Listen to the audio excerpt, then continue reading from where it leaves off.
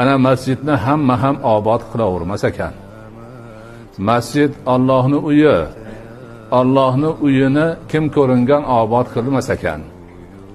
Allohning uyini obod qiladiganlarni o'ziga yarasha sifatlari bor ekan.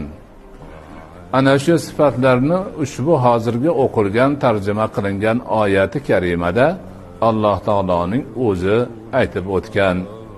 Birinchisi, Alloh taologa iymoni borlargina masjidni obod qiladi. Ya'ni mo'min banda bo'lish kerak. Allohga iymoni bor odamgina masjidni obod qiladi. Oxirat kuniga iymoni bor, qiyomatga iymoni bor, qiyomatda bo'ladigan barcha tafsilotlarga aniq, ochiq, oydin iymon qilganlargina masjidni obod qiladi. Namoz o'qiganlar, zakot berganlar masjidni obod qiladilar. Ana o'sha Alloh subhanahu va taologa iymon keltirgan, oxirat kuniga iymon keltirgan, namozni to'la to'kis ado etib, zakot bergan, masjidni obod qilganlar shoyatki hidoyat topganlardan bo'lsa.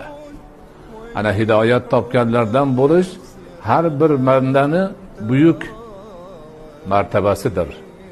Orzu umididir. Erishgan eng nihoyiy cho'qqisidir. Ana shu e'tibordan masjid obodligi islom dinida, mo'min musulmon ummatida nihoyatda ulug'lanadigan bir amal hisoblanadi.